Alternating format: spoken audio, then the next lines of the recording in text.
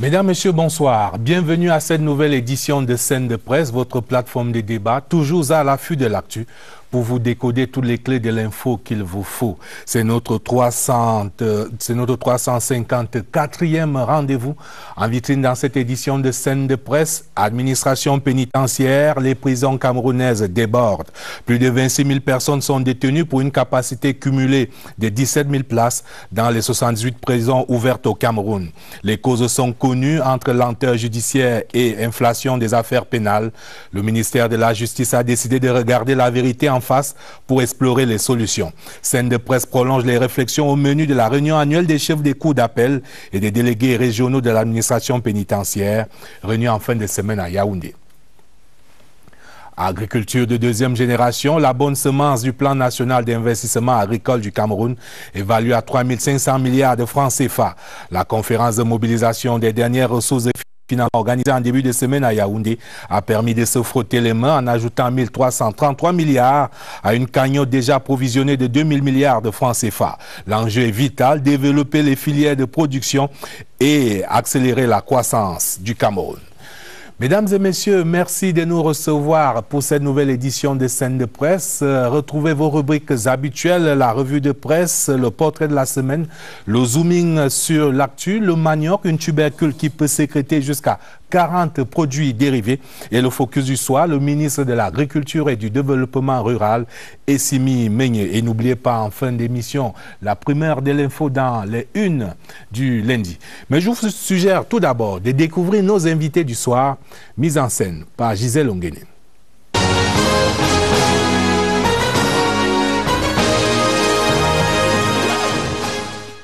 Le prénom de ce journaliste se confond à une maison neuve chez les Basques. Il s'agit du prénom Xavier. Idéaliste à l'origine, le temps et les péripéties de l'actualité ont poli la perception du directeur de publication du premier quotidien privé d'Afrique centrale, Mutation. Xavier Messé n'est pas étonné que l'effectif carcéral camerounais déborde de plus de 9000 détenus. Fils de Biaberébé à Bafia, il a longtemps été rédacteur en chef et enseigne toujours le journalisme. L'homme a plus d'un argument pour nous faire dénicher une vraie solution et identifier les causes réelles de ce dysfonctionnement. Christophe Bobiokono est au courant de ce qui s'est dit au conseil de cabinet du 28 août 2015 autour du Premier ministre camerounais pour cesser d'engorger les pénitenciers. Grand reporter et directeur de publication de Kalara, Christophe Bobiokono, secrétaire général de l'Union des journalistes, sait nous décrire les risques de la non-décongestion des 78 prisons nationales. Ce diplômé de la faculté des sciences juridiques et politiques de l'Université de Yaoundé du Soir connaît le terrain et le poids de la lenteur des procédures et celui de la non-application des peines alternatives sur le sort des lieux de détention. Voici un administrateur général de prison moulu au centre de formation de recyclage des personnels de l'administration pénitentiaire de Boya, aujourd'hui dénommé ENAP.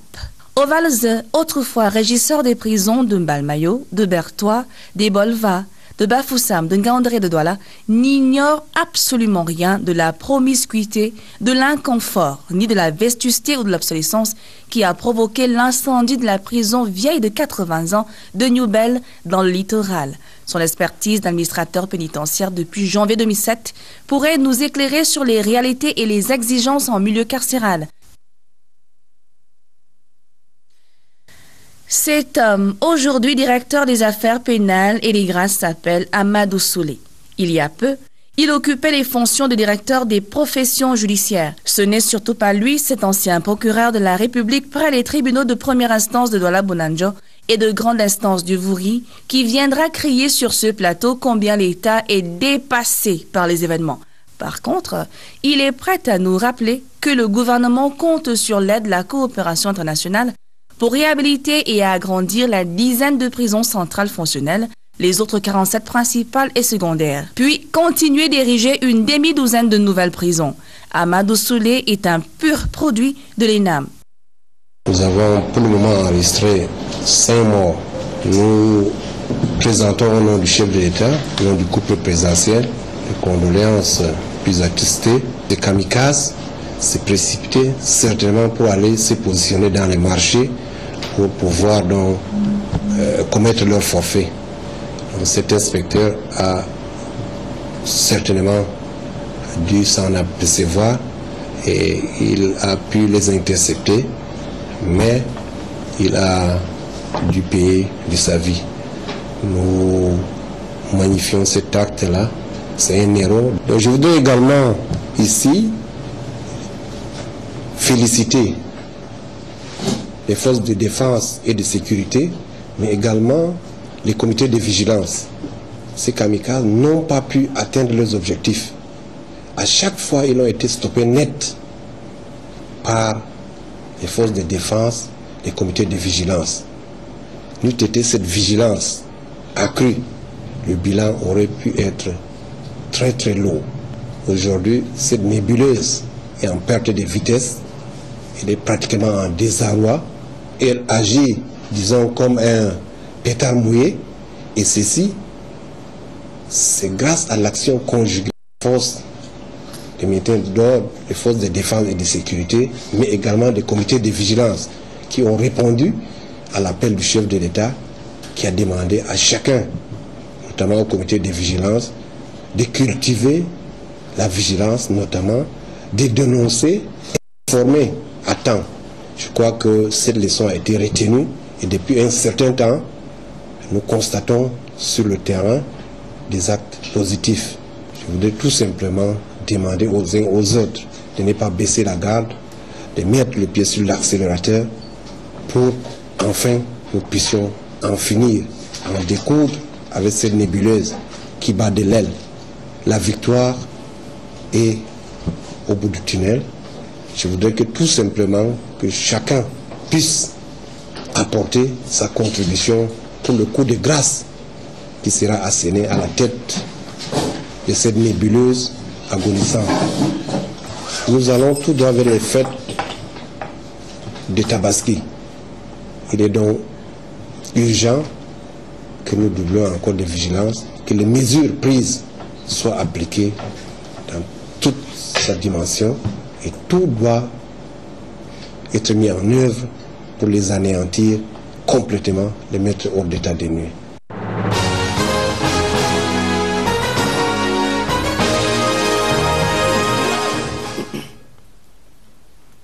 C'est l'info du jour au Cameroun, notre pays de nouveau frappé par les hordes terroristes barbares et moyenâgeuses de Boko Haram. 5 morts ce jour à Moura. Les 2 kamikazes, des femmes, leurs accompagnateurs et 2 valeureux Camerounais, notamment le policier et un autre riverain.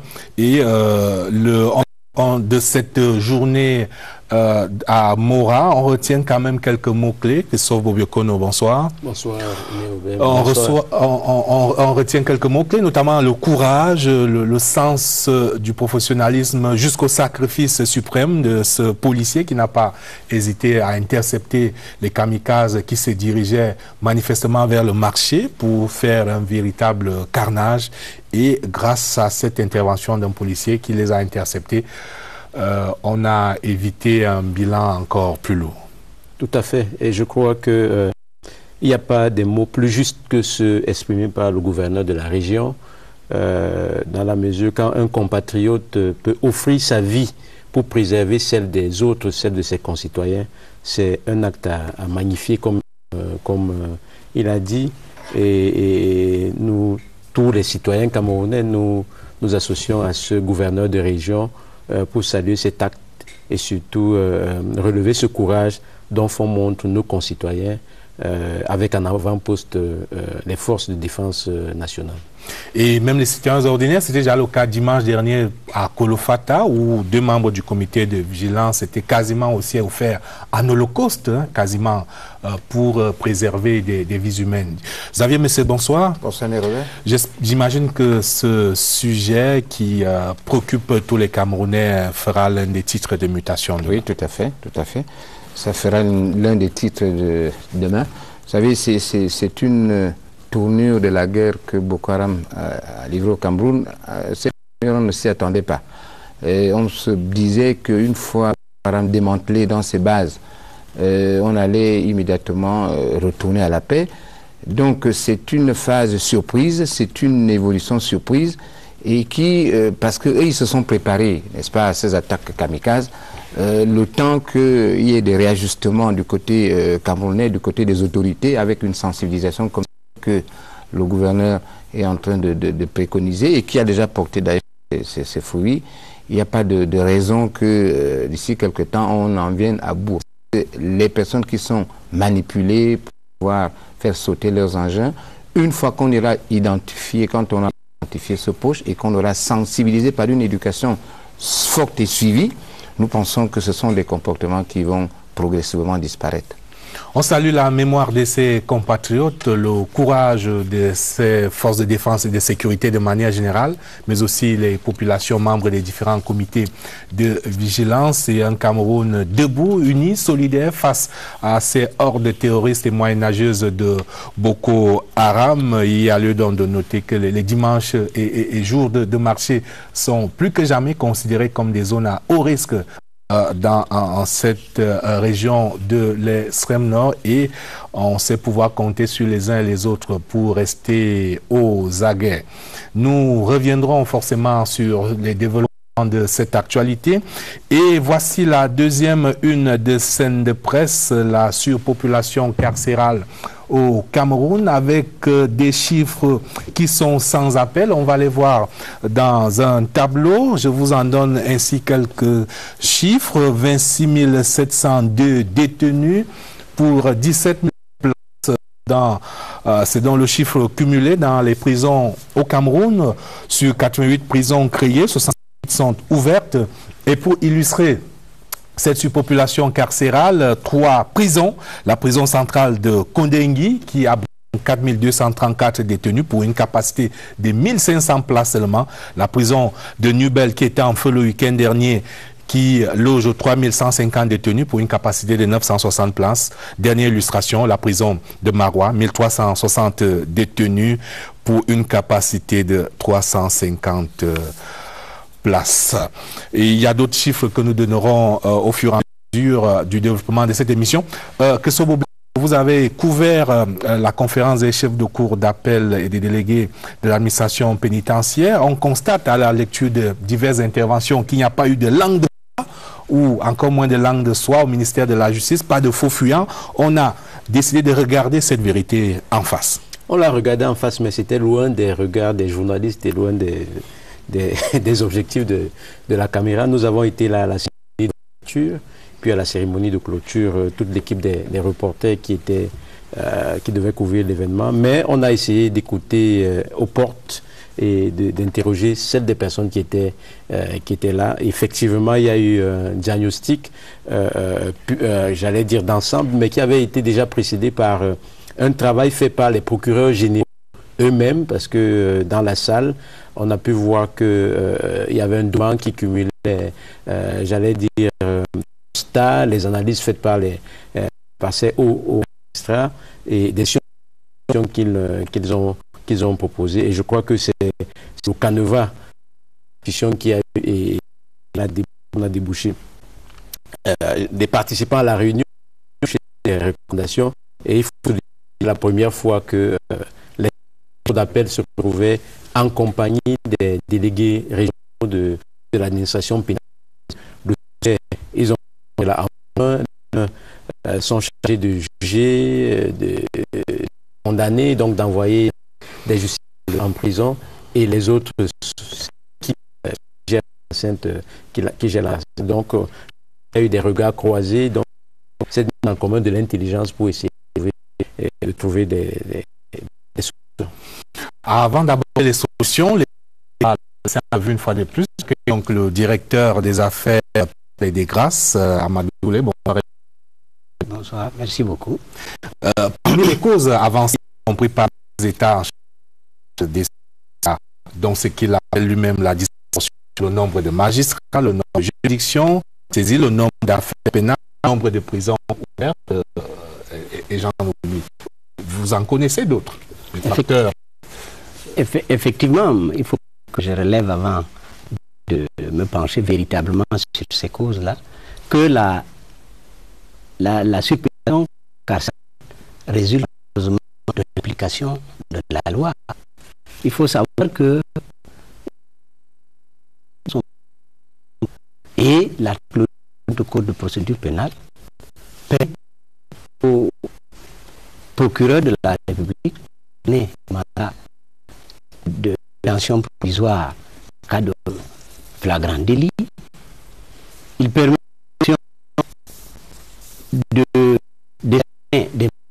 détention, de mandat d'arrêt. Il permet au juge de jugement de décerner des mandats d'arrêt, des mandats d'incarcération.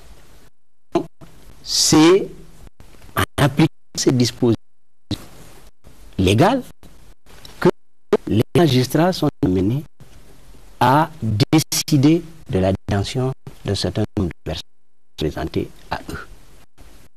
Ça veut dire, or, il n'y a pas une obligation légale de respecter, avant de prendre la décision de détention, la portée d'accueil d'une prison. Pour que la République ou le juge d'instruction ou le juge du jugement qui veut faire détenir l'individu ne prend pas son téléphone pour appeler le régisseur et lui dire « J'ai des gens, est-ce que vous avez de la place en prison pour que je vois ?»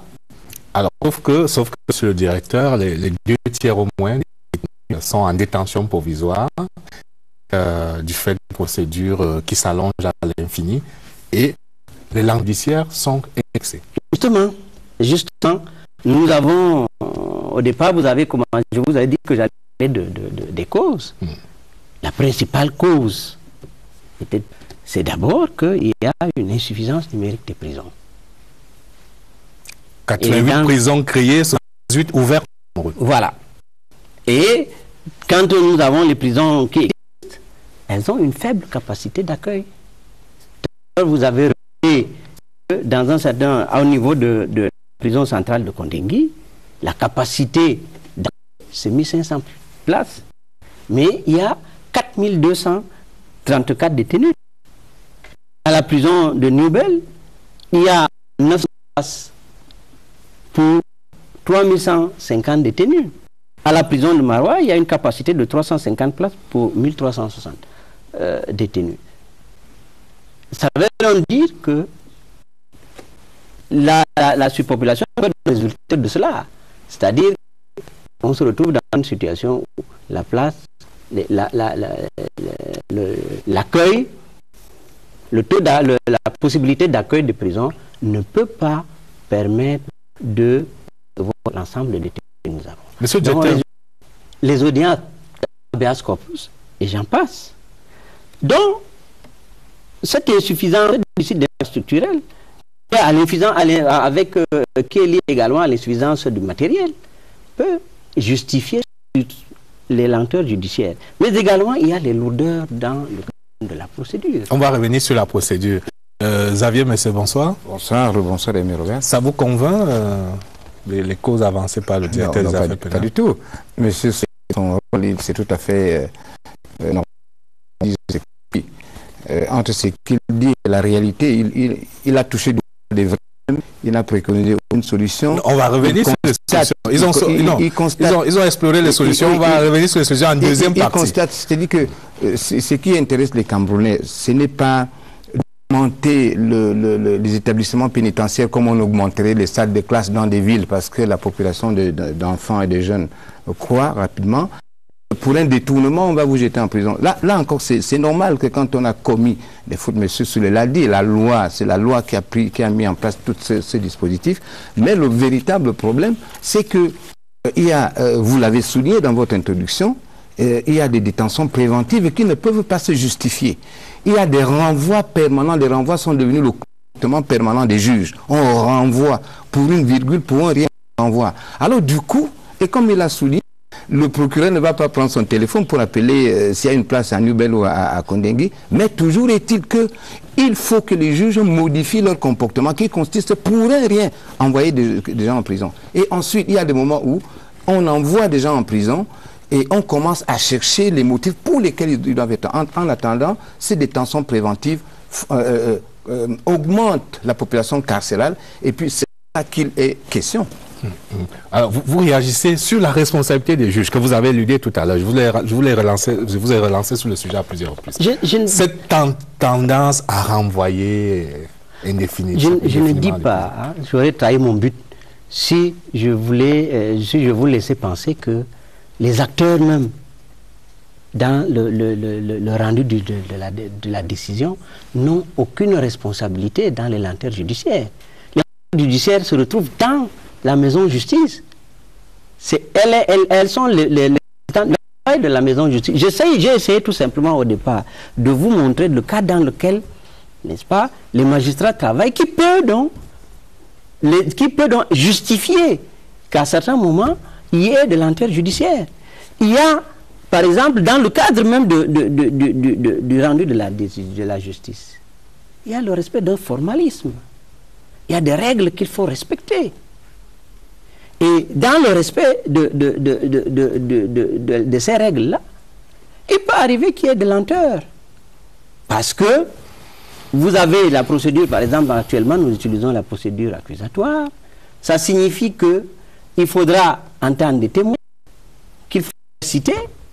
Quelquefois, je reviendrai sur la responsabilité des magistrats. Je ne suis pas en train de dire qu'il n'y en aura pas. Mais je vais vous expliquer d'abord. Vous la différez, vous la renvoyez. Non, on renvoie les audiences. Non, je ne renvoie. Non, ne pensez surtout pas cela. Ce que je veux signifier, en fait, les renvois souvent ne sont pas le fait d'une décision arbitraire du juge. Vous savez, le renvoi, dans le cadre, avant que une décision ne soit rendue, il faut que le dossier soit en état. Il est en état, ça veut dire que le procureur de la République, qui est le maître de l'accusation, est en mesure de présenter le procès, l'accusation. Les parties sont en mesure de se défendre. Il faut donc faire citer les témoins. Il faut les entendre dans le cadre du système accusatoire, qui signifie qu'il faut faire l'examination in chief, ce qu'on appelle l'interrogatoire, la contre-interrogatoire, le nouvel interrogatoire. C'est donc ça. Je ne suis pas en train de vous dire que les lourdeurs ne sont pas liées. Ok, on va y revenir. On permet à l'autre versant de la problématique d'intervenir, hein, le directeur de l'administration pénitentiaire. Monsieur Wassé, bonsoir et bienvenue. Bonsoir, bonsoir. Alors, l'autre versant n'est pas mieux l'outil. On n'hésite même pas à parler d'enfer dans nos prisons au regard de cette surpopulation. Quand vous avez le triple, quasiment, pour prendre le cas de Nouvelle Douala, le triple des effectifs sur la capacité, et qu'on y ajoute des accidents comme l'incendie du week-end dernier, on peut se demander comment des êtres humains survivent même dans ces conditions. Bien, je dois d'abord dire que la prison a pour mission d'assurer la détention des personnes en détention préventive, la détention des personnes condamnées par les tribunaux et celles faisant l'objet de la garde à vue. Nous avons coutume de dire que nous les accueillerons en aussi grand nombre qu'on nous amènera. Donc, le problème de surpopulation carcérale au Cameroun est vrai. Les chiffres que vous avancez sont réels. Yaoundé est occupé à 282%, Douala à 328%, Maroua 388%. L'administration pénitentiaire a donc pour rôle d'organiser la vie de tous ces gens-là à l'intérieur des prisons. À une époque, on parlait d'humanisation des prisons. Il y a même des régisseurs qui se sont rendus célèbres par leur politique d'humanisation des prisons. En sommes-nous encore à ces credos d'humanisation au regard des plaintes et complaintes qui nous parviennent de la prison, qui est dépeinte plus que jamais comme un enfer, où c'est la loi du plus fort, où c'est un environnement quasiment morbide? Bon, disons que là, c'est des conséquences de la surpopulation carcérale dont nous parlons, parce qu'au-delà d'assurer la sécurité et le maintien de l'ordre à l'intérieur des prisons, La prison a également pour mission de préparer les détenus à la réinsertion sociale, organiser tout genre d'activités pour amener les détenus à changer. Mais nous nous retrouvons obligés de nous concentrer effectivement sur le volet sécurité. Mettant un peu de côté, momentanément, enfin les circonstances l'obligeant parfois, les actions d'humanisation telles quelles. Mais toujours est-il que toute personne privée de sa liberté doit être traitée avec humanité. Surtout maintenant qu'au Cameroun, on constate que tout le monde peut aller en prison. Hein. Ça peut arriver à tout le monde. À une époque, on pensait que c'était réservé qu'à certaines personnes, mais on regarde les évolutions sociopolitiques du Cameroun, on se rend compte que tout le monde peut s'y retrouver à un moment ou à un autre. Effectivement, nul n'est au-dessus de la loi. Nous accueillons les personnes que les juridictions nous envoient. Nous essayons de les traiter, de les encadrer. Et puis, mais est-ce que les régisseurs de prison gardent leur humanité? On a l'impression que, à force de baigner dans cet environnement-là, bon, vous banalisez la condition de ces détenus, ou alors vous dites que bon, de toutes les façons, c'est pas votre faute, il n'y a rien à faire, la situation est là, vous la gérez comme vous pouvez. Sinon, enfin, disons que la prison serait alors un enfer. En sommes-nous si éloignés? Heureusement qu'il y a toute une organisation, il y a l'administration pénitentiaire, il y a des responsables, et c'est là qu'ils doivent donc déployer leur savoir-faire pour maintenir l'ordre, pour maintenir tous ces gens dans un bon ordre, et pour préserver leur intégrité physique. Alors, Christophe Bobekono, il vous arrive de discuter avec des détenus ou encore des personnes libérées. Les récits qui vous livrent de la prison, ça donne froid au dos. Les récits sont... Moi, je suis déjà membre de la Commission nationale des droits de l'homme. Donc, à titre personnel, je peux me rendre dans un lieu de détention. Donc, souvent, j'ai l'habitude d'entrer dans certaines prisons. Je peux vous dire qu'il y a des lieux dans des prisons dans lesquels un homme normal ne passerait pas facilement 5 minutes. Alors si vous allez à la prison centrale de Yaoundé, vous allez dans un lieu qu'on appelle le Kosovo, et c'est l'enfer. On se marche quasiment dessus parce que lorsque vous voyez ces chiffres-là qui parlent par eux-mêmes, et tout, ça montre vraiment tout ce qu'on peut imaginer. Imaginez-vous que vous ayez un lit pour 2 personnes dans votre maison et qu'au lieu d'avoir 2 personnes, vous avez 5 personnes qui doivent dormir sur le même lit. L'espace n'est pas extensible à souhait et les gens doivent rester dans les quartiers, puis dans les cellules, ainsi de suite. Ce n'est pas tout à fait guère. Mais je voulais pour relancer, parce qu'on reviendra sur probablement avec le directeur de l'action pénale sur les causes de la surpopulation, le relancer quand même pour dire que on a l'impression que le problème de la surpopulation carcérale se pose différemment entre les régions francophones et anglophones du pays.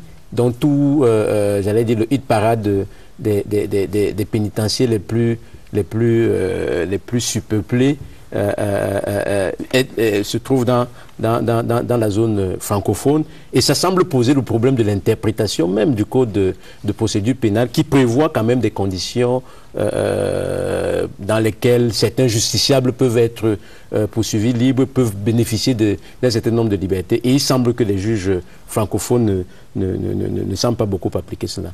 Ça, c'est d'un. La deuxième chose, ce serait le caractère particulièrement répressif de certaines juridictions.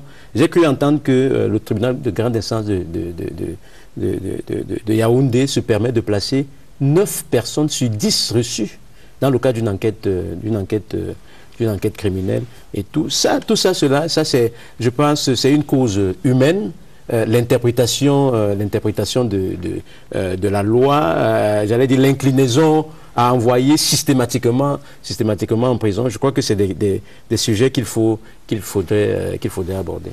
Monsieur le directeur, sur cette inclination à envoyer systématiquement par fournées entières des gens en prison? Oui, ce constat a été fait dans le cadre de la réunion que nous avons. Nous avons relevé qu'il n'y a pas une appropriation par les magistrats des dispositions du code de procédure pénale qui sont favorables à la liberté.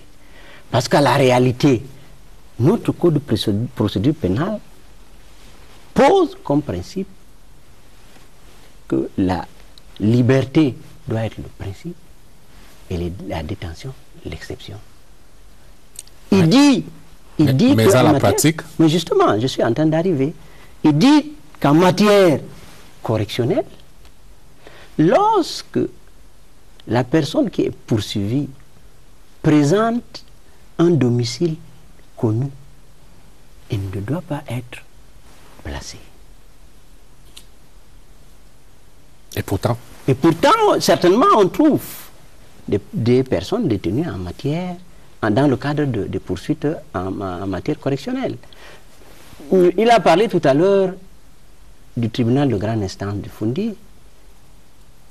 Effectivement, le constat a été fait qu'il y a une propension à détenir les gens dans le cadre de cette juridiction.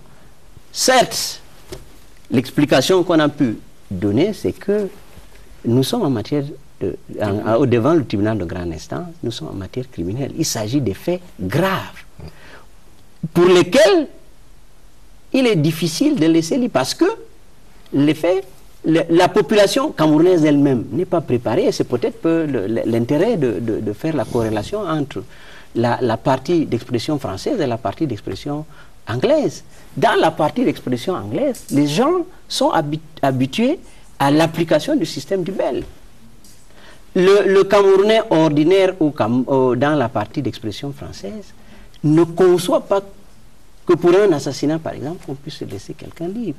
Il ne conçoit pas que pour des faits de viol, qu'on puisse laisser la personne libre. Donc, c'est tout cela qui justifie. Et la réaction donc qu'on a constatée, c'est que les magistrats oublient qu'il ne faudrait pas tomber dans le piège de la réaction qu'on puisse avoir au niveau de l'opinion. Il faudra pouvoir, à un certain moment, considérer que si la personne présente des garanties de représentation, qu'il puisse obtenir la liberté. La garantie de représentation, c'est prévu par le Code de procédure pénale. Les faits sont donc là, il y a cette surpopulation carcérale. Sur les chiffres qu'on donnait tout à l'heure, je rappelle qu'il y a en tout 99 juridictions et 1553 magistrats au Cameroun, selon les chiffres officiels du ministère de la Justice.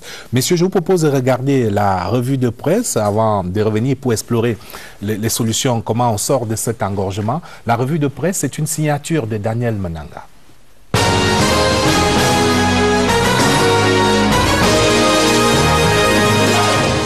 Gloire, argent et scandale au cœur de l'actualité cette semaine. Et le scandale arrive avec la publication du dernier rapport d'Amnesty International.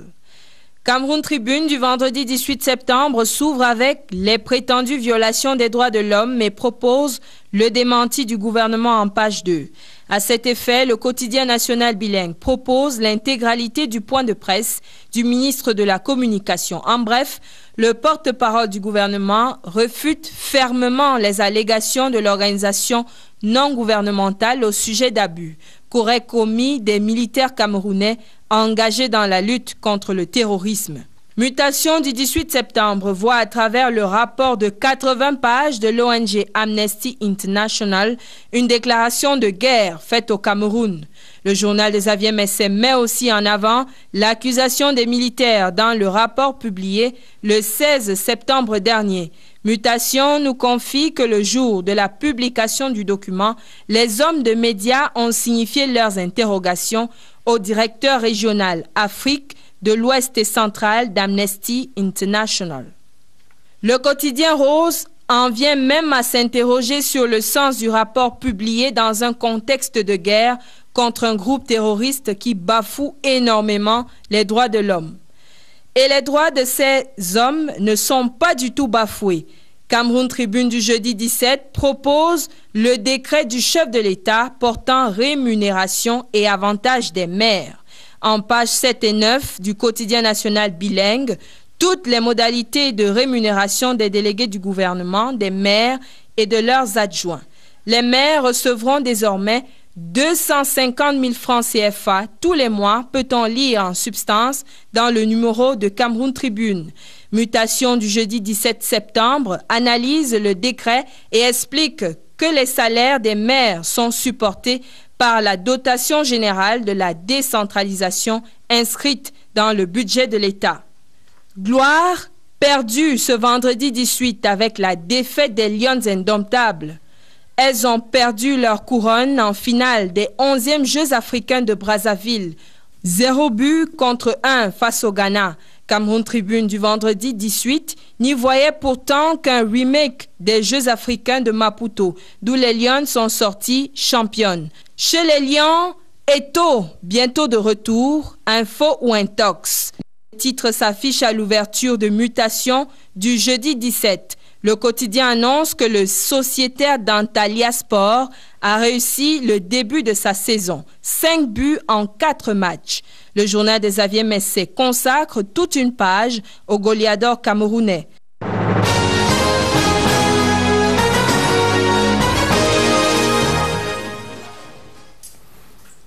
Retour sur cette problématique de la surpopulation carcérale au Cameroun avec des chiffres sans appel. 26 702 détenus pour une capacité cumulée de 17 000 places dans les prisons camerounaises, 88 prisons créées pour 78 ouvertes avec une illustration qui nous parle. La prison centrale de Kondengui, 4 234 détenus pour seulement 1500 places. Je voulais me retourner vers le directeur de l'administration pénitentiaire sur les solutions envisagées. On parle de nouvelles prisons, certaines en construction déjà, celle de Ngoma et certaines en phase de réhabilitation. Vous pouvez nous en dire davantage? Oui, contrairement à Xavier, je voudrais dire que l'augmentation des pénitenciers est aussi un des leviers qu'on peut actionner pour essayer de juguler ce problème de surpopulation carcérale. Tenez, en 2007, le Cameroun disposait de 70 prisons qui abritaient 23 000 âmes pour une capacité d'accueil de 9 360 places. Donc un taux d'occupation de 245%. À ce jour, nous avons 78 prisons, 17 000 places avec les aménagements qu'il y a eu entre-temps, soit un taux d'occupation de 159%. Je crois que c'est un allègement sur la pression de la surpopulation carcérale. Donc là, c'est une voie qu'il faut poursuivre. On les annonce aménagements et justement le programme de construction des prisons se poursuit.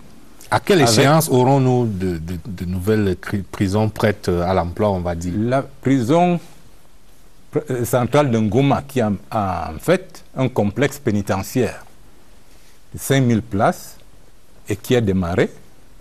Ngoma, près de Douala.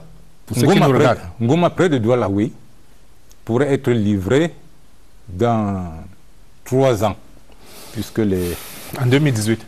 2018, puisque le projet triennal. La prison de Bali pourrait être livrée en 2016. Bali dans le nord-ouest. Dans le nord-ouest. La poursuite de construction des prisons de Bambis, Bangem et Mundemba, qui sont en arrêt. Je crois qu'il faudrait pas plus de 2 ans pour qu'elles soient livrées. Ça nous ferait à moyen terme plus de 6 000 places. Alors, avant de vous interroger de nouveau, je reviens vers Xavier Messé. Je vais demander de réagir peut-être à une déclaration du ministre d'État Laurent Esso, qui disait à nos confrères de Cameroun Tribune qu'en dehors du gouvernement, peu de femmes et d'hommes politiques s'impliquent dans ces questions liées au désengorgement des prisons. Et en sous-titrage, on rappelle que des députés, par exemple, sont plus enclins à demander des routes, des hôpitaux, des écoles. On ne voit pas tous les députés aller demander qu'on inscrive dans le budget des prisons. Ils ne veulent pas qu'on retienne dans la circonscription qu'ils ont amené des prisons plutôt que d'amener des écoles ou des hôpitaux. Mais vous savez, je ne sais pas, lorsque le ministre d'État Laurent Esso fait cette déclaration, je ne sais pas à qui il pense. Est-ce que le député est dans ses missions de contribuer à construire des prisons?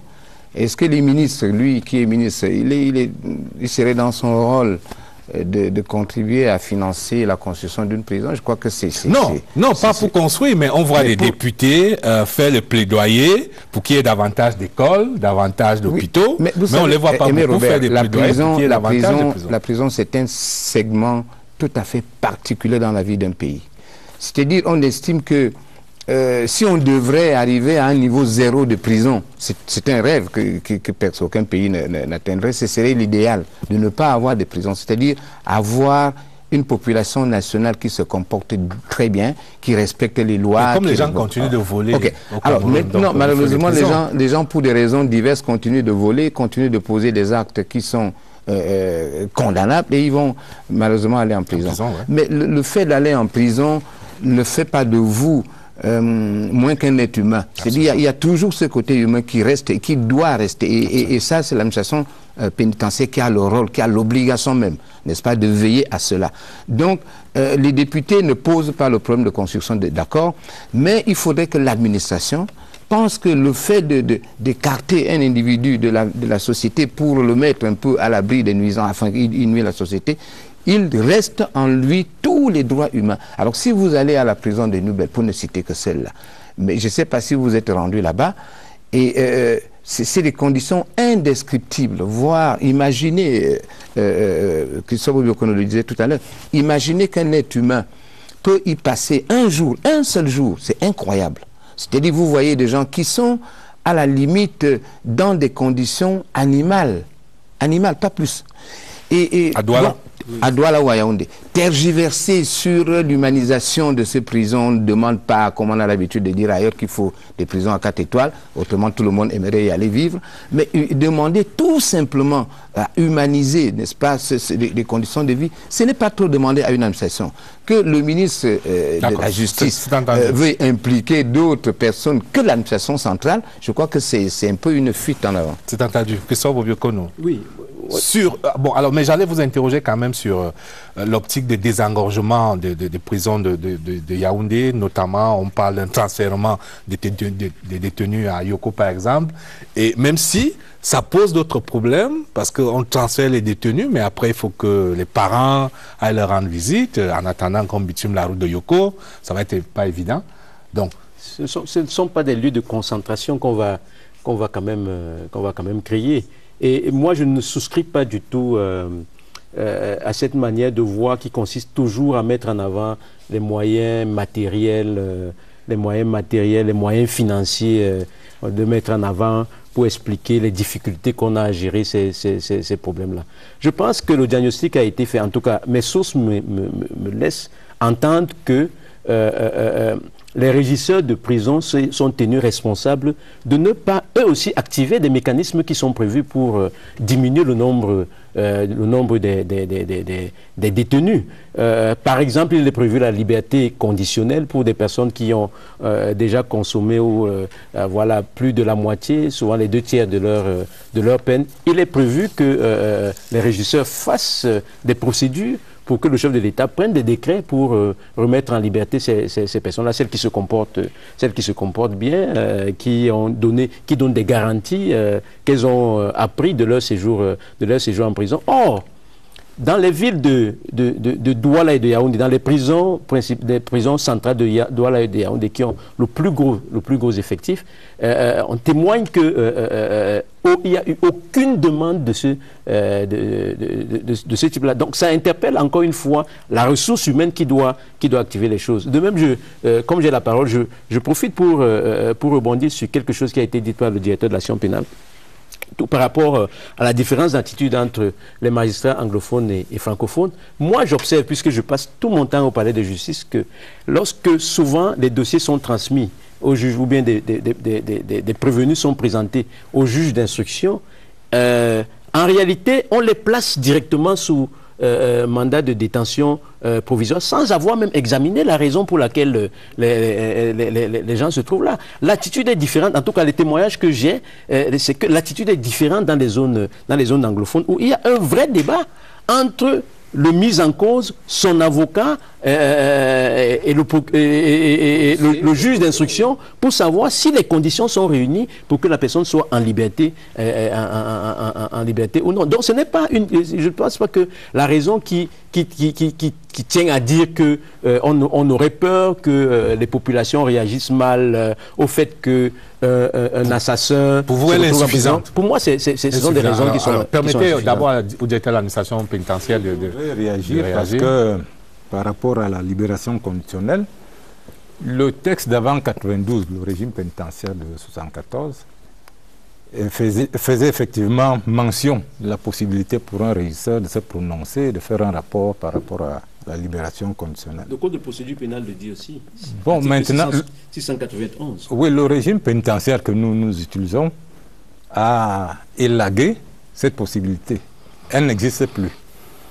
Toutefois, en cas de condamnation à mort, et c'est systématique, le régisseur se prononce, fait un rapport sur le comportement du détenu, sur sa propension à s'amender, et puisque au bout de la ligne, il y a la grâce. Donc, est-ce que vous faites quand même des missions d'inspection dans les prisons pour évaluer le travail de vos régisseurs, notamment sur le point de la ration alimentaire? Parce que les prisonniers, ils ont beau être prisonniers, mais ils sont particulièrement mal nourris. Absolument. Vous le savez. L'administration pénitentiaire dispose d'une inspection générale qui fait des missions sur le terrain. Et ce n'est un secret personne. Le garde des Sceaux lui-même a posé le problème lors de son passage au CIEP pour dénoncer le taux anormalement bas de la ration des détenus. Il l'a dit. Et je crois que cela a certainement marqué le parterre de participants. Et que donc vous ramenez tout aux moyens. Tout c'est un problème de moyens, d'argent. Il n'y a pas de prison de production, on ne voit pas... Vous avez évoqué le problème de ration alimentaire. Je voudrais dire que il y a une ligne de crédit qui est allouée aux régisseurs à cet effet. Bon, maintenant, pour ce qui est des prisons de production... Comme Boya qu'on a connu à l'époque. Opa Farms, précisément, qui faisait des grandes rentrées de production et de l'élevage. On a abandonné ce concept. Le concept n'est pas abandonné, mais il se trouve que le projet a certainement été mal géré à un moment. Donc, une étude est lancée par le garde des Sceaux et qui vise, au-delà même de tout simplement relancer Opa Farms, de réfléchir sur la possibilité d'instituer une régie des services pénitentiaires qui pourrait donc prendre des choses en main en termes de production, des ateliers. Alors, une dernière question pour vous sur ces petits arrangements quotidiens entre les gardiens de prison et les détenus.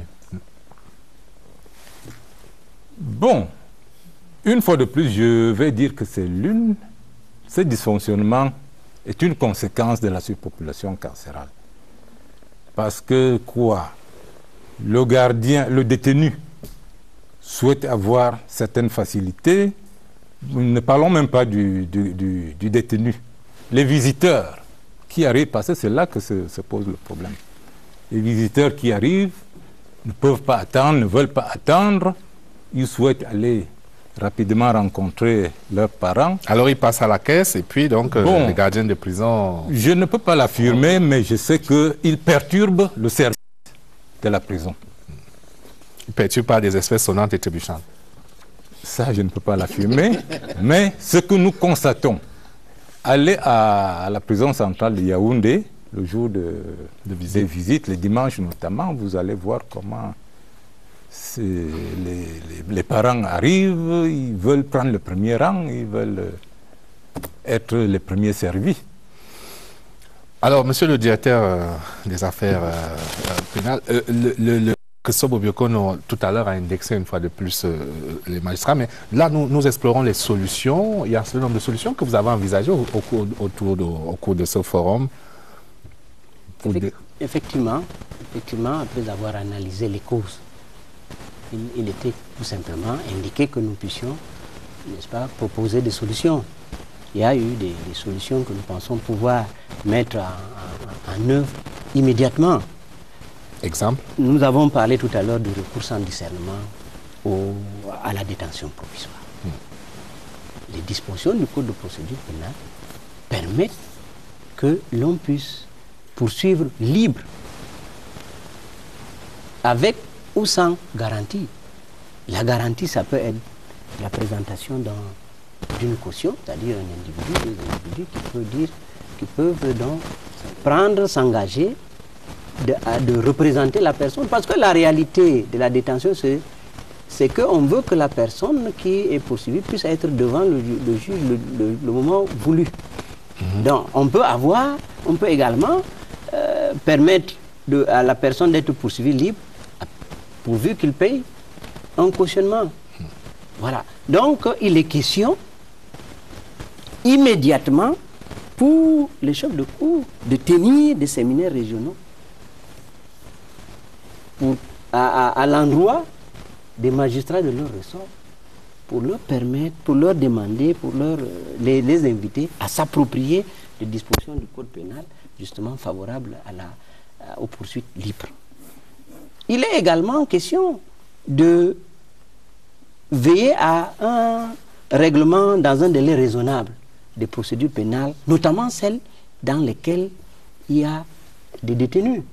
On est allé jusqu'à penser qu'il faut, dans des pays, dans des villes comme Yaoundé et Douala, où nous constatons qu'il y a le plus grand nombre de détenus, que nous puissions revenir à la procédure des audiences de flagrant délit à comparution immédiate. Il y a quelques années, à Yaoundé et à Douala, vous étiez déféré. Le même jour, il y avait une audience qui se tenait, vous pouvez vous présenter à l'audience. La loi le prévoit, le Code de procédure prévoit la procédure de flagrance. Donc, il s'agit maintenant de réactiver cette procédure-là. Il y a également, pour finir, on a parlé de concept de peine alternative, même si ça doit mener une relecture de... Oui, nécessairement. Ça, c'est donc, justement, si vous m'aviez permis, c'était dans le cadre des solutions à court. Sur les solutions à court à long terme, rapidement. Voilà. Parmi donc les solutions également immédiates, il faudra procéder au renforcement des contrôles de détention. Parce que ce que nous constatons, c'est quoi? Généralement, quand on procède au contrôle de détention dans les prisons, on constate qu'il y a beaucoup de cas d'irrégularité, de détention irrégulière. Parce que la prison n'est pas informée de la décision qui est intervenue. Parce que la personne a terminé la peine, mais n'a pas été libérée par inadvertance. Donc, on réussit de cette manière-là à pouvoir libérer les gens. Donc, sur les solutions à court et moyen terme, oui, rapidement, on peut parler donc de la construction de nouvelles prisons, de l'aménagement de celles qui existent, même comme vous ne voulez pas qu'on parle des moyens, du matériel, mais c'est important. C'est important. On peut également parler donc de la construction, de l'aménagement des salles d'audience. Parce que ce n'est que dans ces salles d'audience. Normalement, le système accusatoire suppose que chaque magistrat a sa salle d'audience et il peut juger tous les jours. Donc, il faudra également revenir sur la rélecture de certaines dispositions du Code de procédure pénale, parce que tout à l'heure, vous ne m'avez peut-être pas permis, mais il faut avouer que les lenteurs judiciaires peuvent être également dues aux lourdeurs procédurales. Il s'agit donc de voir comment on peut engager une réflexion approfondie pour pouvoir revoir les dispositions, les formalismes qui peuvent permettre de rétablir Merci, monsieur Amadou Soulé. On n'a pas la prétention de vider complètement cette affaire ce soir. Je n'ose pas parler de contentieux ce soir, mais au moins on aura abordé les faits saillants, facteurs aggravants de la surpopulation carcérale, et on est heureux de savoir qu'il y a des mesures envisagées, certaines immédiates et d'autres à court et à long terme. On aura l'occasion d'y revenir et je crois que vous prêterez une fois de plus de bonne grâce à nos questions. Et j'aimerais terminer en citant cet auteur qu'on cite beaucoup dans les prétoires, Charles Péguy, qui disait: un juge habitué est un juge mort pour la justice. Donc, pour interpeller la responsabilité des juges. On va vous libérer avant de partir. On va prier M. Valzeux de rester à notre compagnie pour aborder la problématique de la sécurité alimentaire qui qui vous intéresse à plus d'un titre comme citoyen, mais aussi pour la sécurité alimentaire des détenus. Avant de partir, on va vous prier donc de regarder un sujet, le focus du soir. C'est le ministre de l'Agriculture et du Développement rural, Simi Meunier, qui évoque la nouvelle politique agricole au lendemain de la conférence de mobilisation des dernières ressources du financement du plan national d'investissement agricole du Cameroun. Le focus du soir dans Scène de presse.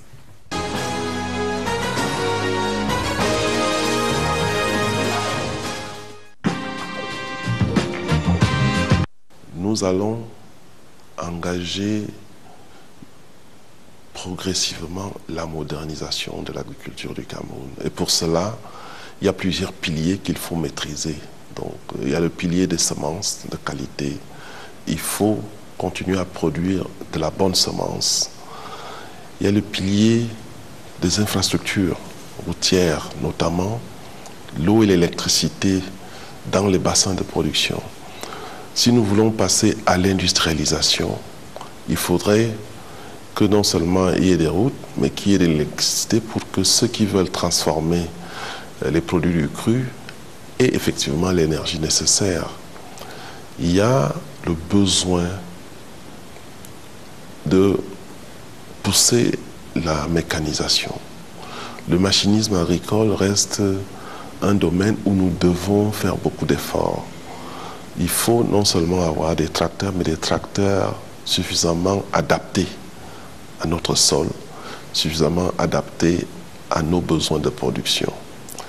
Il faut la mécanisation qui, ici, concerne notamment la transformation de tout ce que nous produisons, les fruits, les légumes, les graines, bref. Les oléagineux. Vous savez qu'il y a beaucoup de personnes qui cultivent le palmier à huile et qui ont besoin de transformer leur noix de palme en huile. Il faut des huileries de taille moyenne qui s'installent dans les bassins de production. Les écoles du Minader forment généralement des cadres de niveau bac et de niveau bac plus 2. Donc, nous formons aussi des jeunes sortis des systèmes scolaires, centres de formation ruraux, où nous formons et nous installons des jeunes agriculteurs. Mais le vrai problème chez nous, c'est la capacité de pratiquer. Nous avons des écoles de formation que nous devons outiller avec des bons laboratoires et avec des centres d'application, des fermes d'application. Ces fermes d'application doivent être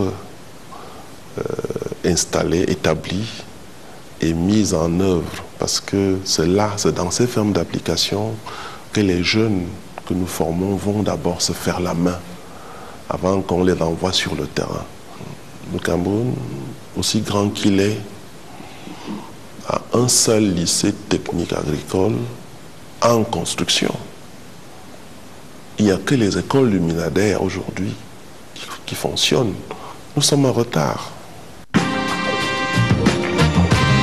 Nous importons du blé, nous importons du riz, nous importons des oignons et bien d'autres, du poisson, du poulet. C'est un problème d'organisation. Je voudrais simplement dire que les importations de certaines denrées comme du riz ne sont pas compatibles, ne sont pas en phase avec notre consommation de riz. La consommation de riz au Cameroun est très en dessous des montants importés parce que le Cameroun est tout simplement un pays de transit. Ce qui est dommage, c'est que nous utilisons nos devises, nos dollars et nos zéros pour acheter du riz pour revendre aux pays voisins. Et c'est là qu'il faudrait contrôler afin de réduire. Parce que notre balance de paiement en souffre et il n'y a que nous-mêmes qui sommes responsables. Nous avons accepté de laisser que nos commerçants importent du riz pour exporter. Au milieu des années 80, Lorsqu'il y a eu la crise sur le marché du cacao, les prix sont tombés. Il s'est passé quelque chose d'assez paradoxal. Pendant que les Ivoiriens ont continué à planter, nous, on a arraché nos cacaoyers. Donc, ce qui se passe en Côte d'Ivoire, ce n'est pas un miracle. C'est simplement que notre lecture a été insuffisante. Aujourd'hui, le cacao se revend. J'ai regardé les chiffres la semaine dernière. C'est presque 2000 francs le kilo de cacao. Donc, il faudrait que nous recommencions à cultiver. Nous allons nous battre contre nous-mêmes, pas contre quelqu'un d'autre. Nous voulons faire plus de cacao, alors nous devons recommencer à cultiver. Mais le verger actuel, qui est au-delà de 600 000 hectares, a besoin aussi d'être entretenu. Donc nous avons commencé cette activité-là. Il faut tailler et entretenir les vieux vergers pour qu'ils continuent à produire. Donc si nous entretenons ce verger, peut-être d'ici 2018, nous pouvons doubler la production actuelle. Nous pouvons passer facilement à 400 000 tonnes, rien qu'en faisant un bon entretien de notre verger. Mais parallèlement, nous allons poursuivre le renouvellement du verger. Donc le Minader continue à produire de la semence qui est distribuée. Ce que nous voulons tout simplement, c'est que les gens qui viennent chercher la semence puissent la mettre en terre et entretiennent le verger. Parce que nous avons aussi constaté que les gens viennent prendre la semence de cacaoyer et ne vont pas la mettre en terre. On a vu par endroits que ça sèche derrière les maisons, ce qui n'est pas bien. Ce qui nous manque, c'est de l'organisation. Nous avons besoin d'être organisés. Le chef de l'État a effectivement souligné cet aspect de la chose. Il ne nous manque parce que nous avons de la terre, nous avons du soleil, nous avons de la pluie, nous avons des hommes et nous avons des besoins. Ce qui nous manque, évidemment, vous allez me dire, oui, il manque de l'argent, c'est vrai. Mais tout ça, ça rentre dans le besoin de s'organiser. Je reprends toujours, quel que soit le secteur, imaginez-vous que quand vous allez en France, vous mangez les feuilles de manioc. Mais cette feuille de manioc-là, achetée par les Camerounais, vient du Vietnam. Parce que même pour vendre les feuilles de manioc, nous sommes incapables. Je prends un truc qui est simple, parce que mal organisé. Récemment, j'ai rencontré une jeune dame qui vend du piment. Elle fait du piment en sauce, en poudre, en cube, tout. Je lui ai demandé, ça va? Oui. Vous avez des difficultés? Elle me dit, ah, monsieur le ministre, mon problème, j'ai pas de piment. Les fruits frais, il n'y en a pas. Mais la demande est là. Donc, dans beaucoup de domaines, c'est un besoin d'organiser.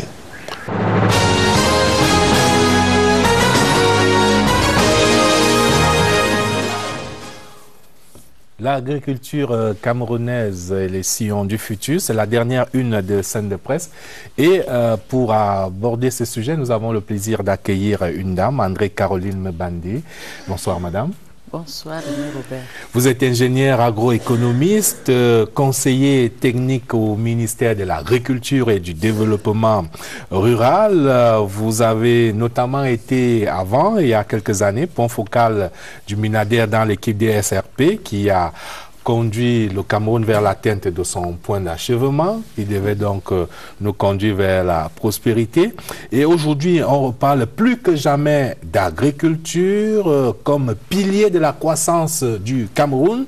Et pour cause, je cite notamment le président de la Banque mondiale qui rappelle que l'agriculture est 3 fois plus efficace pour éradiquer la pauvreté que n'importe quel secteur. C'est dire que le Cameroun, en misant aujourd'hui sur l'agriculture, fait résolument le bon choix.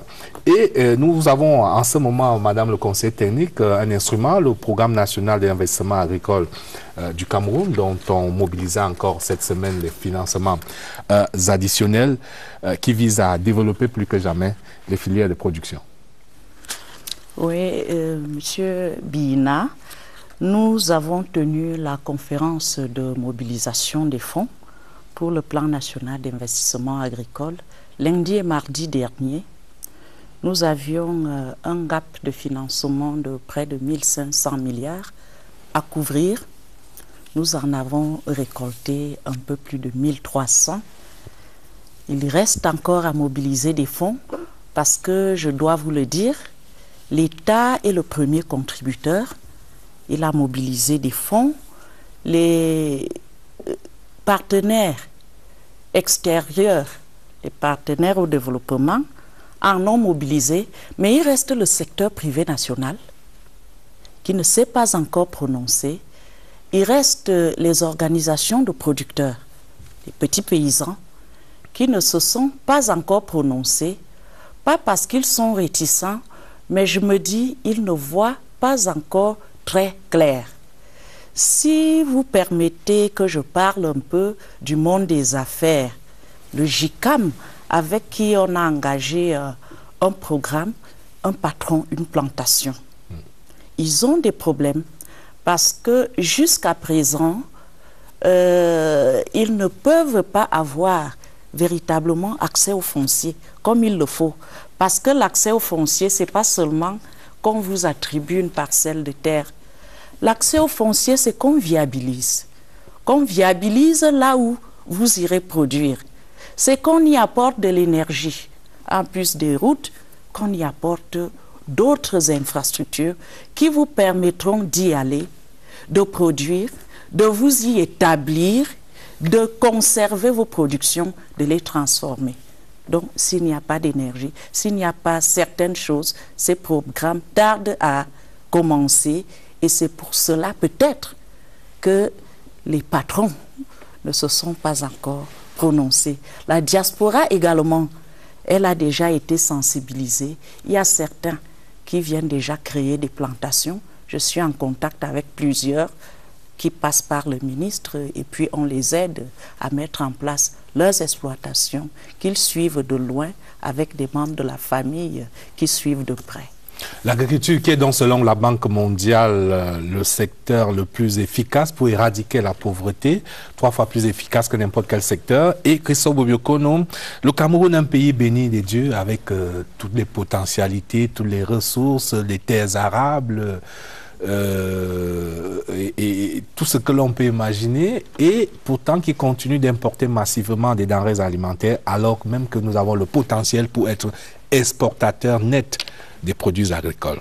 Tout le monde fait le constat et c'est ça le paradoxe. Et tout le monde parle avec la même emphase, j'allais dire avec la même persuasion, la même capacité de convaincre que vient de montrer le ministre Essimi Meignet. Je me souviens, le ministre Melingui à l'époque, ministre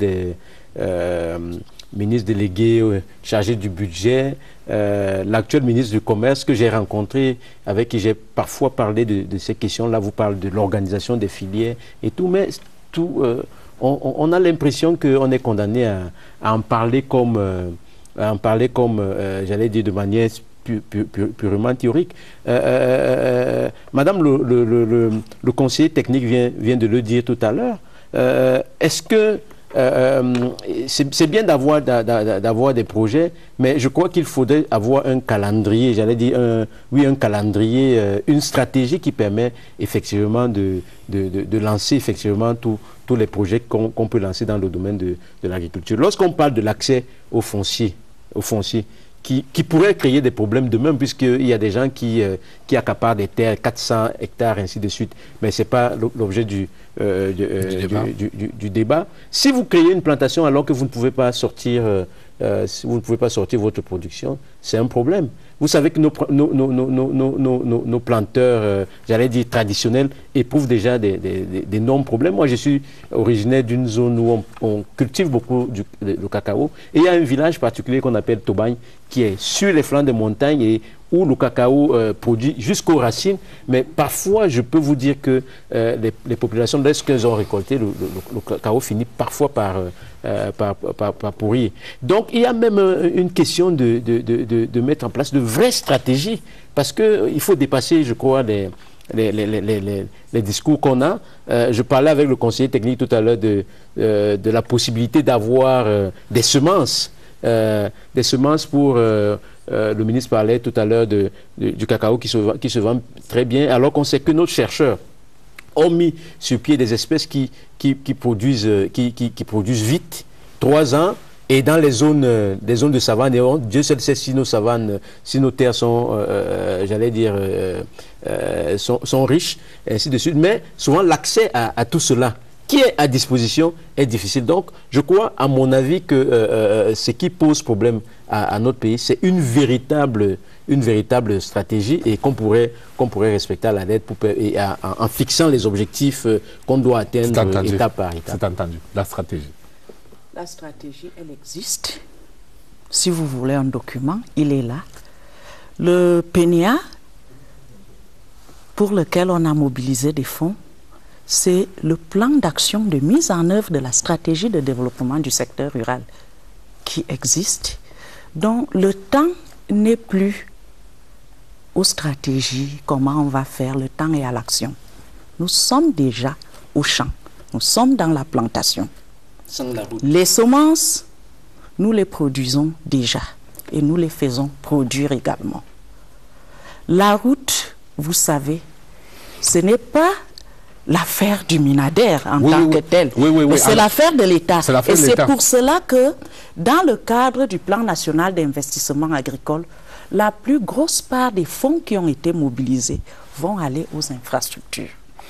Oui, alors parlons d'abord de la production, du développement des productions. Le ministre a parlé du cacao tout à l'heure, et si on parlait du café, on a des possibilités, par exemple avec la Goa, pour l'exporter, mais on exporte en très très petite quantité. De partout, on dit que le café du Cameroun est très apprécié, mais voilà un filon en or qu'on n'exploite pas suffisamment parce que, après avoir abandonné la production du café dans les années 90, on a du mal à remonter la panne. Pour ne prendre que le cas de ce produit de rente. Le café bénéficie actuellement de beaucoup d'attention. Le café du Cameroun est très apprécié, mais on avait des problèmes de qualité. Et ces problèmes de qualité, nous commençons véritablement à les attaquer en mettant en place des unités de traitement du café par voie humide. Parce que le café, quand le paysan le récolte et le stocke à la maison, le sèche, en le séchant directement, il est en train de pourrir en séchant et ça détériore la qualité du café. Mais actuellement, on fait le traitement par voie humide des cerises nouvellement récoltées avant de les sécher. Et c'est là que le café peut préserver tout son arôme. Alors, Xavier Messé, l'agriculture, c'est une passion nationale, mais on reste toujours en quête d'augmentation de nos capacités de production.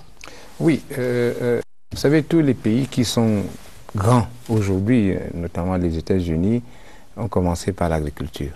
L'agriculture a construit pratiquement tous les États-Unis, vous le savez. L'agriculture a fait d'autres pays comme le Brésil, mais tout le monde est passé par l'agriculture.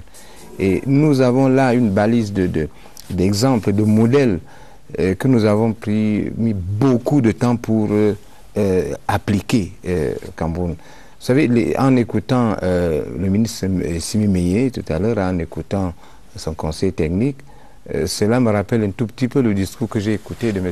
Tonien Mbok au moment où il était ministre de l'Agriculture. J'ai écouté, oui, il était ministre, j'ai écouté le même discours vraiment plein d'enthousiasme lorsque M.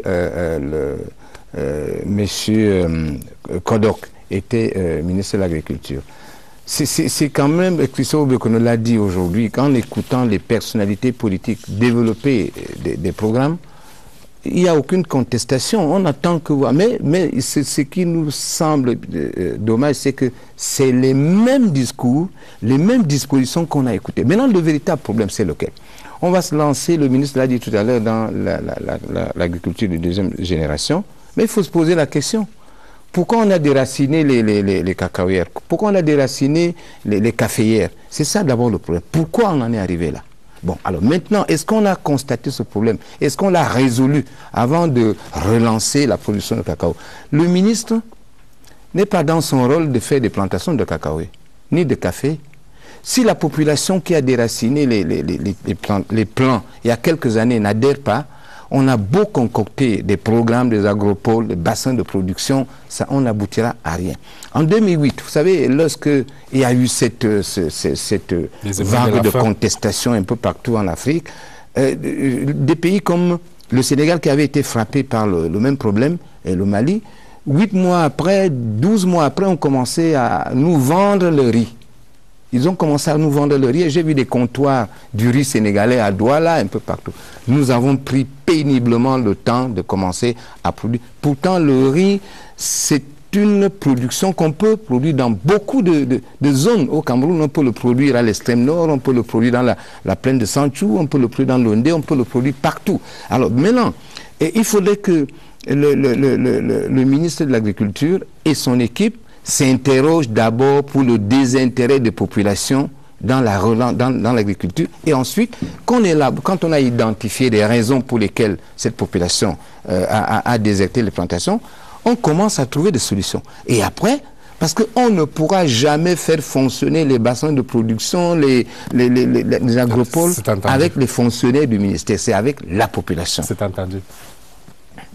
Alors vous avez fait ce diagnostic, les raisons du désenchantement, et maintenant il faut réenchanter les producteurs.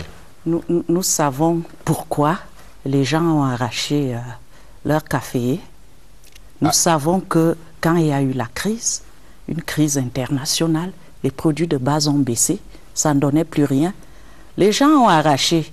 Bon, maintenant les gens courent vers leur plantation pour replanter. Et le MINADER met à leur disposition des plans. À travers nos délégations d'arrondissement, nos délégations départementales, les délégations régionales, quand quelqu'un a besoin des plans pour replanter ou pour créer une nouvelle plantation, il peut s'y rendre, il y a des fiches qu'on remplit et il va avoir ses plans et il sera suivi. Mais je voudrais dire quelque chose par rapport à l'intervention de Xavier Messé, qui dit que le Sénégal a bien répondu à la crise alimentaire en augmentant la production de riz et en nous vendant le riz, et qu'on a beaucoup de bassins qui peuvent produire le riz. Mais le Cameroun n'est pas le Sénégal. Les Camerounais ne sont pas des Sénégalais. Là-bas, le riz, c'est l'aliment de base. Ici, nous avons le manioc, le plantain, le macabo et tout le reste. Pourquoi vous voulez transformer tout le Cameroun en champ risicole? On ne peut pas. On a des grands bassins de production du riz et on produit du riz là-bas. Et je voudrais vous dire... Il reste, Madame le conseiller technique, que nous importons pour 400 milliards de riz et de poissons chaque année, même si c'est pondéré par le fait qu'une partie de ces importations est revendue vers le Nigeria, le Gabon, le Tchad, mais il reste que... on consomme de plus en plus de riz. Nous consommons beaucoup de riz, mais l'importation du riz n'est pas le fait de l'insécurité alimentaire ou de la demande. L'importation du riz est une affaire de commerçants. Les gens peuvent bien gagner de l'argent en important et en revendant le riz au Cameroun. Parce qu'on a ouvert nos frontières avec les exonérations de TVA. Alors ils importent, ils réexportent dans tous les pays voisins. Ça, on le sait. Je crois que la semaine dernière, il y a quelques jours, on a attrapé près de 10 000 tonnes qui allaient vers notre grand voisin, qui ont été exonérés ici. Donc il faut savoir que l'importation n'est pas tirée par la demande. Cette importation nationale, elle est tirée par le besoin de gain de certains commerçants. Qui s'engouffrent dans une brèche, hein, donc... oui, ils s'engouffrent dans une brèche créée par l'État. Donc à l'État de prendre ses responsabilités. La production camerounaise aurait pu être exportée. Si on produisait suffisamment de riz, on aurait pu alimenter le Nigeria. Nous produisons du riz dans l'extrême nord, par exemple, à la Sèmerie. Et je voudrais vous dire, avant qu'on ait des problèmes d'insécurité dus à la secte Boko Haram, nous vendions tout notre riz au Nigeria. C'est les Nigérians qui consommaient notre riz, mais ils l'achetaient en paddy. c'est-à-dire non décortiqués. Actuellement, nous sommes en train de rééquiper la sèmerie et dans le cadre des mesures que le chef de l'État a mises en place pour juguler la crise alimentaire qui menaçait la région de l'extrême nord, nous rachetons ce riz, nous le décortiquons et nous le distribuons aux gens qui sont en situation d'insécurité alimentaire dans l'extrême nord. Et je peux vous assurer, depuis que j'y vais pour la gestion de la crise alimentaire et que la sèmerie vend le riz ici à Yaoundé, je ne consomme que du riz sèmerie parce qu'il n'a rien à envier au riz parfumé thaïlandais et autres qui arrivent ici. Mais c'est quelque chose qu'on ne veut faire entendre, c'est que, d'accord, on importe du riz thaïlandais, vietnamien, pakistanais, des commerçants pour le revendre au Nigeria, au Gabon, mais qu'on aurait pu doper la production nationale et la vendre directement au Nigeria, au Gabon, au Tchad, en Guinée. Mais Robert, une seconde avec votre permission. Madame, je voulais que vous nous expliquiez pourquoi. Un jour, je me suis permis d'aller dans un magasin de grande surface et j'ai vu des riz, différents riz, différentes origines. Et le kilogramme du riz camerounais que j'ai acheté par patriotisme coûtait plus cher que le riz, que les autres kilogrammes de riz qui venaient des pays d'Afrique et d'Asie. Comment on peut expliquer cela? On peut l'expliquer d'abord par le fait que une grande partie du riz importé est de mauvaise qualité, très mauvaise qualité. C'est même impropre à la consommation humaine. Ah bon? Et ces riz, le riz vendu dans nos supermarchés, beaucoup de riz, beaucoup de stocks de riz. Mais c'est la question. Il faut contrôler les stocks, même dans nos marchés. Si on contrôle les stocks, vous prenez ce riz, vous faites comme ça, vous allez voir comment la farine... Comment on laisse entrer ce riz propre à la consommation et il ne sent pas bon du tout. Alors, ces riz sont subventionnés également dans leur pays d'origine. C'est pour ça que rendu Douala, ils reviennent moins chers. Mais je voudrais dire aux Camerounais, consommons notre riz. Parce qu'avec ce riz importé de basse qualité, il y en a aussi de haute qualité. Mais ceux de basse qualité, nous nous empoisonnons. C'est grave ce que vous dites. Surtout qu'on laisse entrer ce poison et on le vend moins cher aux Camerounais. Alors, je vous propose un sujet qui va vous faire plaisir. C'est le manioc, puisque vous faites l'éloge de la consommation du manioc à lieu et place du riz. Sauf que, Xavier, monsieur, le manioc, cette tubercule-là, n'est pas seulement consommable comme, comme vous le savez. C'est une véritable manne. Le manioc compte pas moins de 40 produits dérivés, en dehors des plus célèbres, le bâton de manioc, le tapioca. La farine de manioc permet également de réaliser de nombreux plats et desserts, voire des produits de l'alcool ou de la colle. Martine Noël Dengue a passé en revue quelques-uns de ces produits dérivés du manioc. C'est le zooming du soir dans Scène de Presse.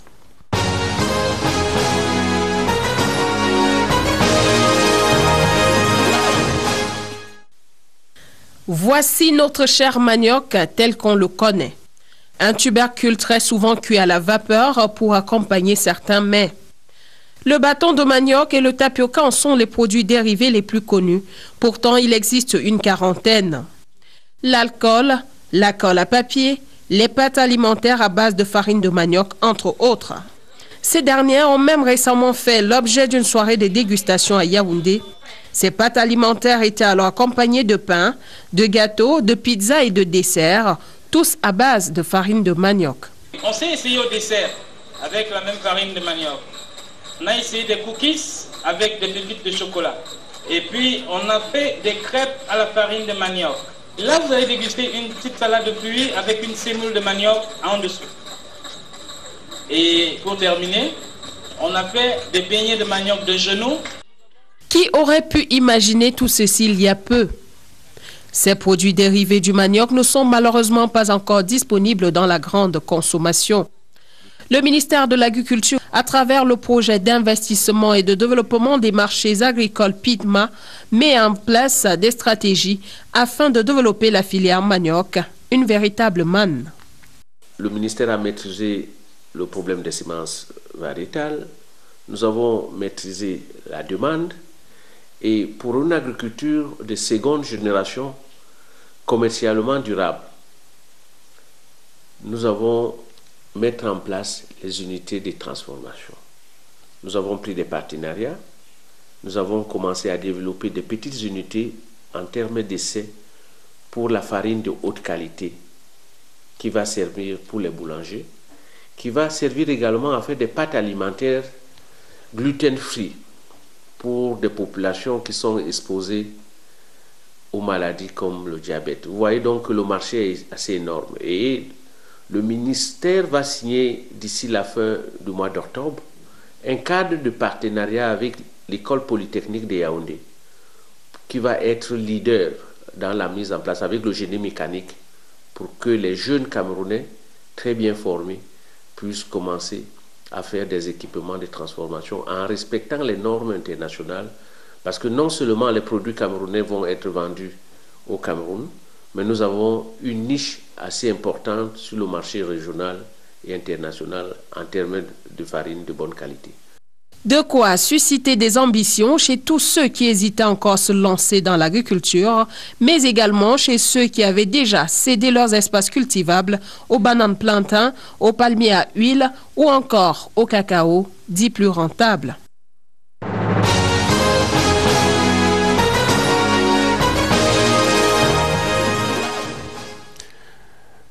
Alors, Madame le conseiller technique, on voit les produits dérivés du manioc, mais il y a également d'autres spéculations qu'il faut développer pour créer de la valeur. Oui, effectivement, Aimé Robert, dans l'agriculture de seconde génération, nous voulons développer les chaînes de valeur. Pourquoi les chaînes de valeur? Parce qu'à chaque niveau de la chaîne, on crée des emplois, on crée de la richesse. La stratégie pour la croissance et l'emploi, elle est bien appliquée dans ces chaînes de valeur-là, parce qu'à chaque fois on crée de la valeur ajoutée, c'est ça qui nourrit la croissance, et de l'emploi également. Il y a dans le manioc, à chaîne de valeur longue, il y a d'autres produits, comme le palmier à huile. Il a une chaîne de valeur très longue. Il y a la banane plantain. Il y a le maïs. Parce que le maïs, on peut même aller le fondre dans la filière volaille. Et pourtant, on continue d'importer le maïs. Quand on parle de volaille, quand on parle de filière porcine, le maïs est fondu dedans. On importe peut-être du maïs parce que il y a des consommateurs comme les brasseries qui utilisent des variétés que nous n'avons pas encore développées. Mais nous sommes en pourparlers avec les brasseries. Nous avons déjà le parent femelle ici au Cameroun. Nous voulons le parent mâle que les brasseries mettent à notre disposition. Le parent mâle, et nous allons créer la variété que les brasseries... Alors, comme Amil, c'est une incroyable niche d'opportunités et d'emploi et de création de richesses qui est encore sous-exploitée. Bien sûr, bien sûr. Quand il y a un point de croissance dans l'agriculture, vous ne savez pas ce que ça génère pour la croissance économique globale. C'est beaucoup. Alors le ministre a dit qu'il nous manque l'organisation, donc il faut vous impliquer davantage pour organiser les paysans, les producteurs, en vrai GIC, pas les GIC fictifs que les fonctionnaires créent, mais... nous les organisons en coopérative. En tout cas, la conférence de mobilisation du PNIA, des fonds du PNIA a été le début du lancement de tout ce processus. Et je crois qu'on va y arriver. On vous le souhaite, on le souhaite à l'économie camerounaise de connaître ce bond de croissance grâce à l'agriculture, pilier de notre croissance. Aurélie Crescence Mbida est là pour les unes du lundi. Bonsoir Aurélie. Bonsoir Aimé Robert, chers téléspectateurs, bonsoir. C'est avec le même plaisir que je vous retrouve pour notre revue des unes du lundi qui malheureusement fait encore la part belle aux attaques terroristes de l'extrême nord Cameroun. Double attentat à Mora ce dimanche, la compassion du chef de l'État. C'est la grande une du quotidien bilingue national. Le fond noir de cette une de Cameroun Tribune ressort la tristesse. Le journal de Marie-Claire Nana revient sur ces attentats en précisant que grâce à l'intervention d'un inspecteur de police, un carnage a été évité au marché de la ville où 2 jeunes filles se sont fait exploser. Bilan, 5 morts dont le policier, un cultivateur, les 2 kamikazes et leur guide. Le président de la République salue la bravoure des forces de défense et des populations et adresse ses condoléances aux familles des victimes. C'est à lire en page 3. Le quotidien Le Jour barre sa une par des questions autour de la force multinationale mixte en disant que ses chefs ont été nommés mais elle n'est toujours pas en place et Boko Haram continue de sévir. Les détails en page 4. Une autre question, cette fois en deuxième une du journal d'Aman Mana, c'est d'ailleurs une série du quotidien Bleu. Petite question, grand problème. Comment devient-on proviseur de lycée? La réponse se trouve certainement en page 11. Attaque kamikaze au Cameroun, 11 attentats suicides déjà. Plus de 100 morts. C'est la grande une du quotidien Émergence. Le journal de Magnus Biaga rappelle que Mora, Kolofata, Kerawa, Marwa Photocall, les attaques terroristes se multiplient et le nombre de victimes s'alourdit au fil du temps. Et propose en page 5 le bilan chiffré des morts et des blessés. Le Messager parle en grande une de terrorisme après Kolofata, Mora, double attentat suicide perpétré, 5 morts sur le carreau.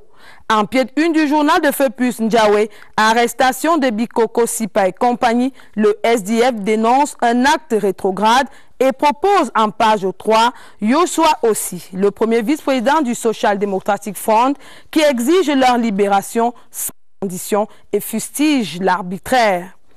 Le Patriote lui met en exergue le rectorat de l'université panafricaine et affirme que les infrastructures sont disponibles. Une mission d'inspection a visité du 17 au 18 septembre 2015 3 sites devant abriter l'institution en attendant la signature de l'accord siège. Recherche scientifique en pied une du journal de Feu Jean-Claude et Vabokolo, le Camerounais Arthur Zang à la conquête du prix Nobel. Jean-Baptiste Bokam s'exprime à la une du quotidien Mutation. Je ne veux plus entendre que les forces de défense ont fait grève pour de l'argent. Le journal de Xavier Messeux nous dit que le CED a fait cette déclaration musclée vendredi dernier à Yaoundé. C'était à l'occasion de la cérémonie de fin de stage de 366 gendarmes. Surtout que Mbongo demande au chef militaire de respecter tous les droits des soldats. Dans la même veine à l'Est, 15 coupeurs de route abattus. L'opération a été menée par la gendarmerie nationale samedi dernier. En politique RDPC, le renouvellement confié au cacique, nous dit le quotidien privé de la rue de l'aéroport en page 5. Vous trouverez les équipes chargées de conduire les opérations à la base. Et puis en pied de une de mutation, révèle qu'au Conseil national de la jeunesse, le bureau se déchire pour 30 millions. Qu'accusé de détournement de fonds publics, le président Afé Simbafor a été déchu de ses fonctions samedi dernier au cours d'une assemblée générale extraordinaire. Le quotidien de l'économie parle de toute autre chose. Cameroun, terre fertile du blanchiment de l'argent sale. C'est la grande une du journal de Thierry Ekouti qui dit enrichissement sans cause, blanchiment d'argent, mais zéro poursuite judiciaire, constate le groupe d'action contre le blanchiment d'argent en Afrique centrale. Et puis, monnaie en pied de une du journal de la valeur ajoutée, la monnaie unique africaine en débat. Elle est de quasiment tous les agendas. Certains citoyens y voient la matérialisation d'une nouvelle indépendance du continent africain. C'est d'ailleurs le dossier de la rédaction. Le quotidien de l'économie n'est pas resté indifférent au double attentat kamikaze de l'extrême nord qui tue 5 personnes à Mora. 2 filles ont fait exploser des bombes peu avant 8 heures à l'entrée de la ville, tuant au passage un policier. Et c'est sur cette une du quotidien de l'économie que se referme notre revue des unes du lundi. Vous, fidèles téléspectateurs de la diaspora, retrouvez l'information en ligne. Pour nous ici au pays, c'est dans les kiosques que vous trouverez les détails. Ne l'oubliez pas, la primeur de l'info, c'est sur Scène de Presse. À dimanche. Merci Aurélie, à dimanche. Il ne me reste plus qu'à dire au revoir à nos invités. Xavier Messeux, Cresso Bobiokono, André Caroline Mbandé, conseiller technique au ministère de l'Agriculture et du Développement rural. Monsieur Valeze, directeur de l'administration pénitentiaire au ministère de la Justice. Et nous avons aussi eu le plaisir d'accueillir le directeur des affaires pénales et des grâces, Amadou Soulé. Merci à toutes nos équipes techniques et rédactionnelles. La presse qui est de la scène. Bonsoir.